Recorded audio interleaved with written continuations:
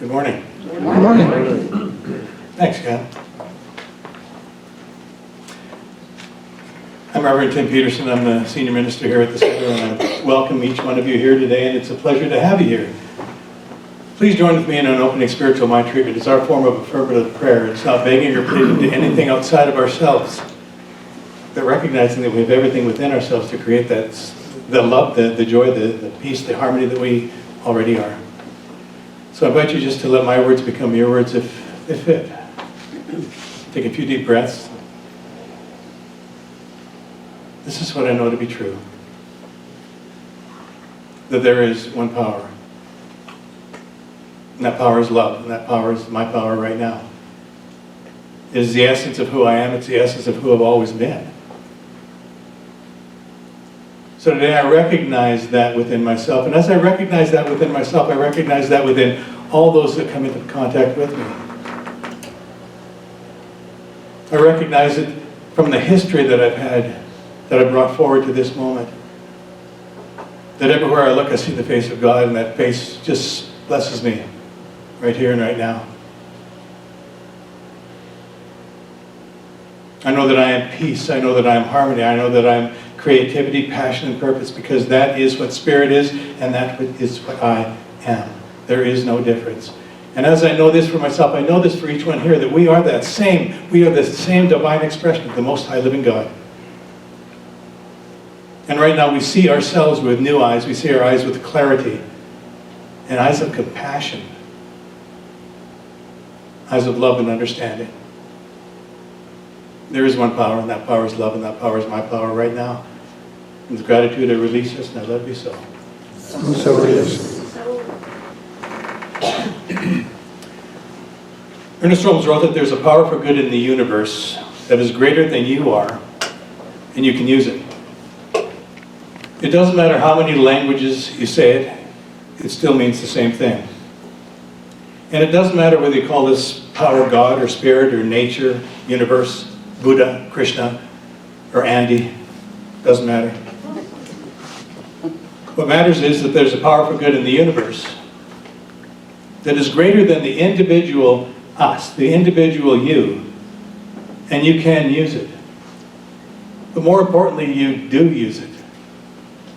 Sometimes wisely, sometimes not so much. Has anybody used that power not so much wisely in their life? Yeah. We teach that God is everywhere present, all powerful and all knowing. And all God does is support you in your vision of life. Spirit is alive and well and living fully through each of us. And yet I think that there's an underlying belief that God is only God when good things are happening to us. When we're getting what we want, then Spirit must be working in our lives. The Spirit must be giving to us exactly what we want. But where's God when tragedy occurs? On holidays? Did Spirit fly south for the winter? Some Sundays I've heard that people come up to me and say, I needed to hear this talk, I needed to hear this talk, I needed to hear this talk this week. And I sometimes wonder, how was their week? What's happened during their week? And why do we wait till the Sunday to try and change it, to try and get something? We've got 20 practitioners in this congregation. They each have a phone number. But we will wait until the pain becomes so bad that we don't know what else to do before we'll call somebody, before we'll ask for help.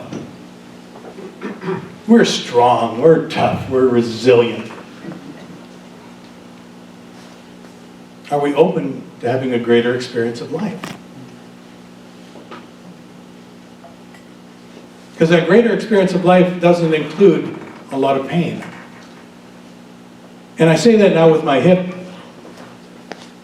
in pain, but right now it isn't. It's fine. I'm cool. I'm not going to dance, but I'm cool. When I walk, it's a little bit painful. But right now, in this moment, everything's fine. And this is what I want to focus in on. It's what's going well in your life? What's going good in your life? How are you seeing Spirit in your life? How are you seeing that God presence, no matter what you call it, in your life?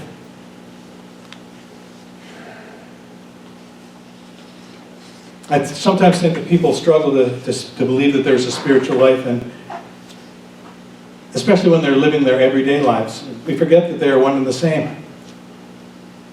We don't always believe that my life is my spiritual life. We get glimpses of it now and then, but for many of us, balancing our life isn't the easiest thing we can do. We have families to care for, we have jobs and financial responsibilities, careers to think about, personal dreams, health, relationships to maintain, and a huge variety and assortment of other demands. Many people pencil in what they see as a spiritual life between what they see as more pressing obligations. And they often cancel their date with Spirit because, well, it's just one more thing they've got to do. And they just don't have time. I really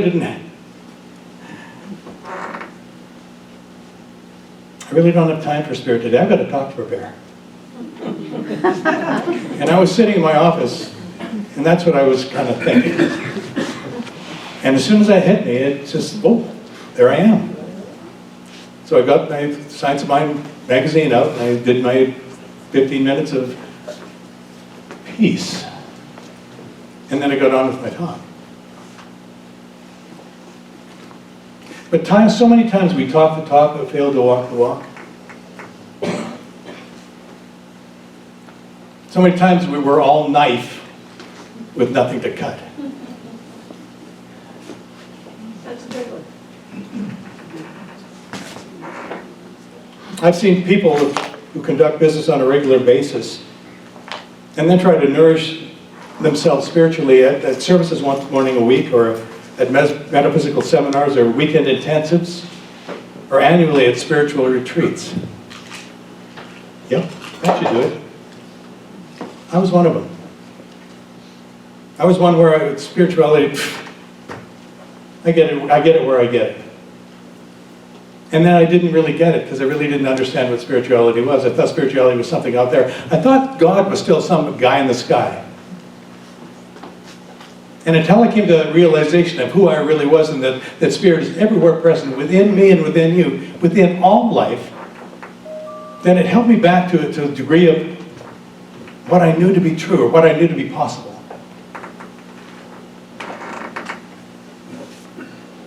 I think we think when we get into a spiritual idea, or when we go to a conference, then we go back to real life. Well, maybe real life is our spiritual life. Maybe we've got it all backwards.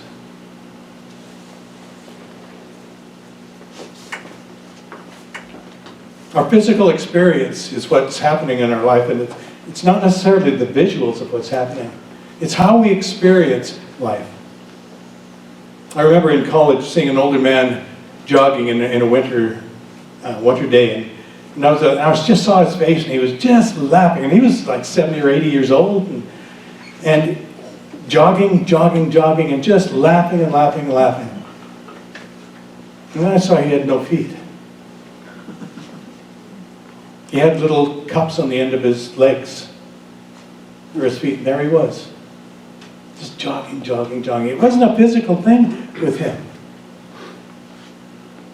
He was living life, and he was living life large, and he was living life as only he could live it. And I got into my mind and said, oh, how could he do that? How could you do that? And I'm sure he was saying, how could I not? This is what I love to do. How many times do we stop doing what we love for an inconvenience? For what somebody might say? For family pressures? And it's not difficult to stray from a spiritual path with increasing high-tech lives. Cell phones, instant messaging, televisions, radios, computers, internet, emails, tweets. Who knows what's coming next? There always seems to be one more thing that grabs our attention before we can quiet our mind and let Spirit in. But you know, Spirit's not something we invite in. Spirit's something we are. Some people have made the unconscious agreement that the spiritual life has no place in the corporate environment, in church or in government or in bureaucracy. Some people believe that spirituality has no place in dealing with our families of origins or family of choice. I had the idea that I shouldn't talk religion when I went home. I'll just get in a fight. Fight with the Mormons. And they're tough. Because they believe what they believe. Am I willing to go to that point? Am I willing to tell everyone what I believe and what I know to be true? Am I willing to tell my friends what I know to be true? Am I holding back just a little bit? Because what might they say? Was I willing to invite any of my friends to church? What's I going to call it a church? Am I willing to do what I need to do to honor that which I am? And to let that become more of who I am? We have embrace, embody, and embolden. And we've had it for a year. And to me, it's the greatest idea that we can have is to embrace this teaching. And then once we embrace this teaching, we can embody this teaching. And once we embody this teaching and know what it is, we can embolden others to know it. We can embolden ourselves to move through it. We can embolden ourselves to create with it. Whatever life we want. What do you want? What's your life? The spiritual essence of us is unlimited creativity. We teach that thought creates. And that's not really true. Our thought begins the process. And I don't know about you, but have you ever had thoughts that move from one to another real quick? Never. Yeah. So that thought that we had doesn't necessarily create that. Because we move so much, but it's that thought that starts us on that path. And once we get to that thought, it's the belief. And it's the knowing that we hold inside of ourselves that creates the life that we want.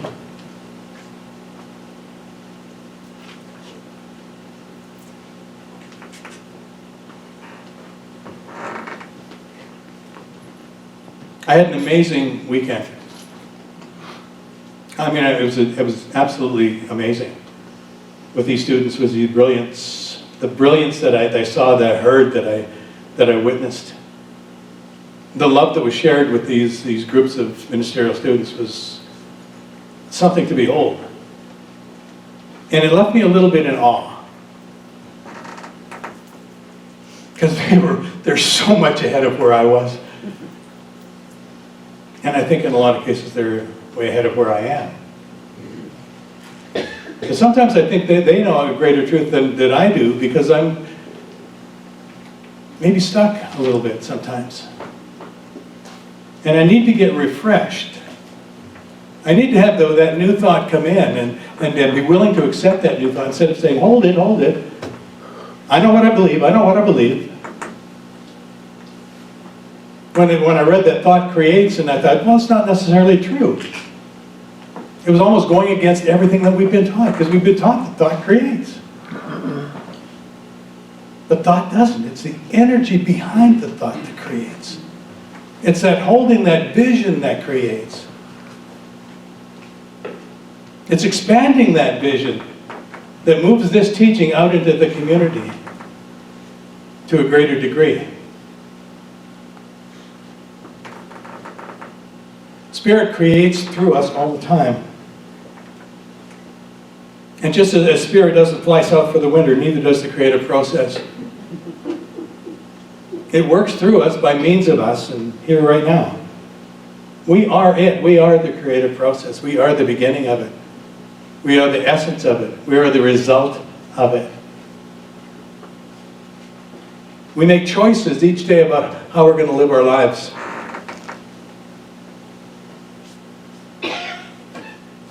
We make choices, and it's not necessarily what we're going to have or what we're going to manifest in life.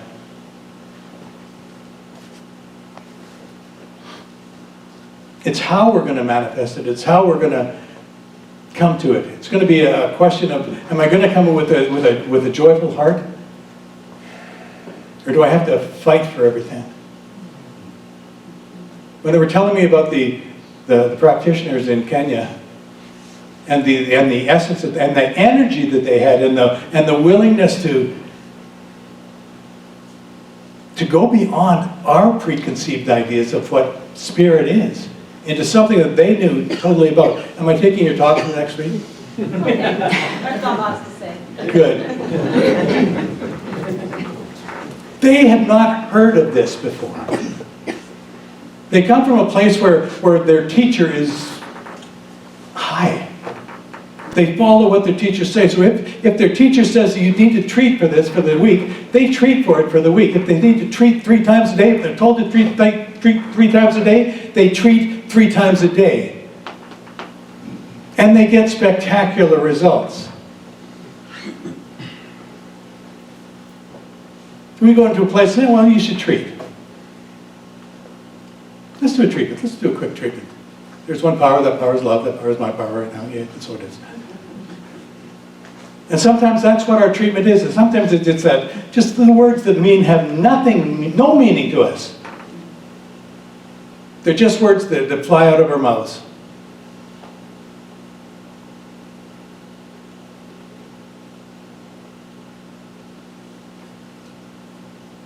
Who wants a better life? Yeah. And in order for us to have a better life, we have to have a vision of what a better life is. But if we're sitting there and thinking, this is all there is that all there is? We're in trouble. If we're thinking that this place is the be-all and end-all, it's not. We can't have this. We can't have this as the be-all and end-all. We've got to take this teaching out into the community to a greater and greater degree. We've got to stop being afraid of what people might think.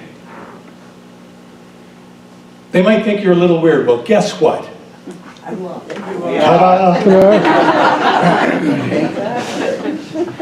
And I love being a little weird. It suits me. I'm the only one I know who loves bow ties now. I love bow ties. There you go. And that's weird. That is weird. I'm also weird. But we got to march to our own drummer. We got to celebrate who we are. And when we get to celebrate who we are, we get to celebrate who everybody else is. We can see them with fresh eyes. We can see them with a clarity that we may not have had before.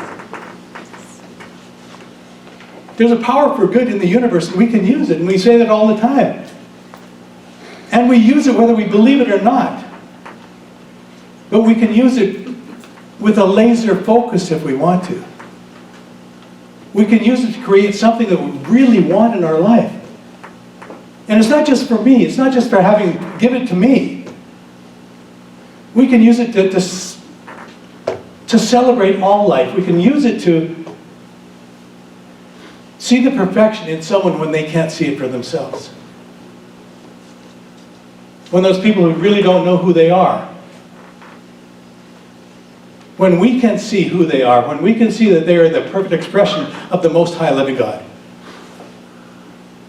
then something happens. And it's not necessarily coming from them, it's coming from us. We're seeing them different, we're acting different. We're honoring them in a deeper, deeper way.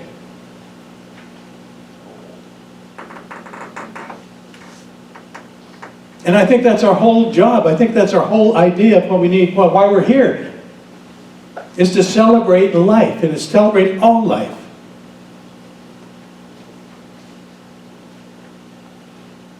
You getting it? Yes.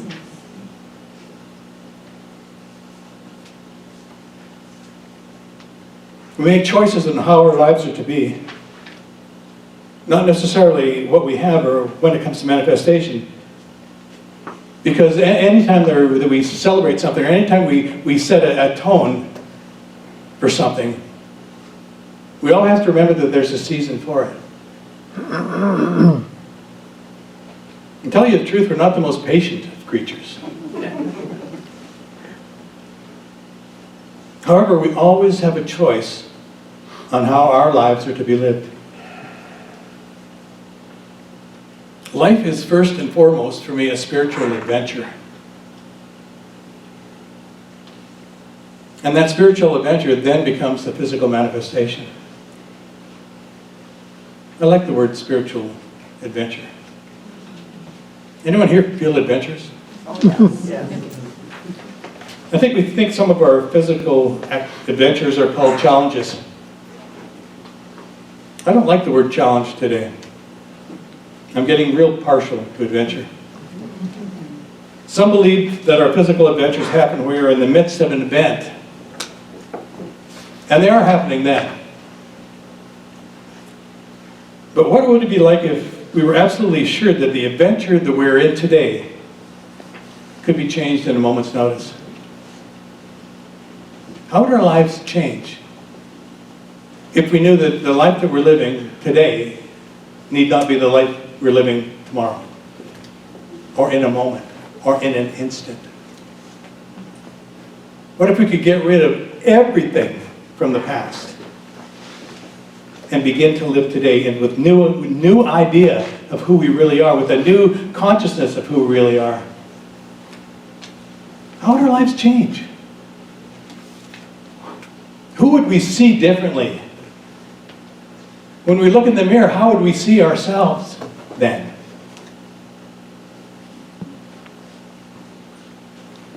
Judge Thomas Troward wrote about a spiritual prototype. And everybody knows what a prototype is. It's just like the physical one, only spiritual. We have to have an idea in mind of who we are, or an idea in mind of what we want. Because if we don't have any idea, then we're just going to be running around in circles. And I don't know about you, but I've run in circles. Because my thoughts changed from one thing, one thing, and one thing, and one thing, and one thing. It was never focused. It was never focused on what I really wanted in life. The first thing that I really focused in on that I wanted to minister. It was 25 years ago, and nothing could change that. Nothing could change that. And they tried. And I tried. And I tried to convince myself that I wasn't minister material. And yet there I was, doing it again. Not being ministerial material. Again. And people that knew me better than I knew myself said, yes, you are. You can do this. You're amazing. You have everything within you to create the life that you want. Now, what life do you want? I want to be a minister. Then do what you need to do to become that minister. Or that practitioner. Or that lover. That friend. Do what you need to do to become that which you want to be. Because if you're just thinking about it, if you're just sitting there thinking that I want to be a better friend, then nothing ever happens until you put it in motion.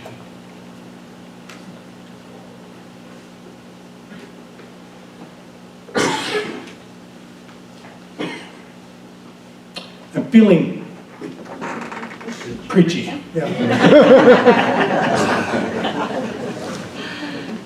Before anything comes into manifestation, there must be first a visualization of that.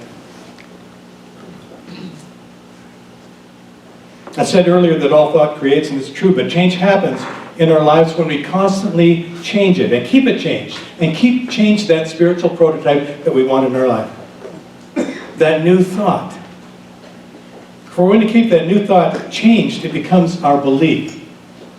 And when we have that belief about who we are, then we have that firm foundation. That rock. Metaphysical teachers teach us to be single-minded in whatever we choose in life.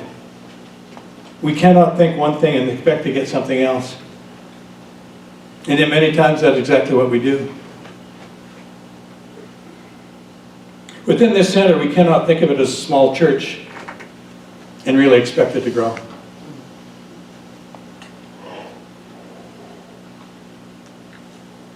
However, we can think of it as a warm, welcoming, powerful center that honors all who enter into its doors. We can visualize it with all the seats filled with loving, supportive, and peaceful people who want nothing more than to create a better life for themselves and a better life for this community and a better life for everyone outside. Holding true to that idea and releasing any ideas to the contrary will and must attract that perfect expression of Spirit into our lives. But we can't go from one to the other. We can't go thinking, this church is never going to grow, this church is always going to stay the size, and expect anything more. Because we're holding it. We're holding it back. We're holding ourselves back. We want to embrace and embody and embolden this teaching out to the community. It's not just in this room that they need it. Although I need it every week. And I've got it. I've got these amazing teachers with me. And it's not just the ministers. It's the ones that said, why are you doing what you're doing? Which make me stop and listen and look at and see by myself and see, am I really walking this talk? Am I really doing what I need to do to create the life that I really want? We teach the science of mind. We are the Center for Spiritual Living, Edmonton-Metro. What we teach is powerful. We teach principles that you can do and use in your everyday life. And we teach a principle that you can use to create an extraordinary life. The one thing that I heard over this weekend is that we are a community. The students that came from out of town felt it. They witnessed it, they said it. And I've got to honor it because we are a loving community. I love you guys. We love you too. Thank you. There's a game we played in school. It involved getting one person to sit in a chair and then 4 people to go on sides of them and take their 2 index fingers and go under the chair and then lift them up with it. Does anybody remember that game? You needed all 4 people to be involved in this. You couldn't have one doing it, you couldn't have 2 doing it, it had to be all 4 people. And they all had to have the same vision of what they wanted to accomplish. And once they did that, it was like, this is magic. How can you lift a person up with 2 fingers? It was like magic. And yet we all had that same mindset of what we want to do, what do we want to accomplish. And once we could do that, we could do anything. Jesus said, where 2 or more are gathered in my name, there I am. And its names mean nature, so wherever you are, Jesus' name is Jesus' nature. Wherever 2 or more are gathered in my nature, there I am. And his nature was peace. His nature is love, harmony.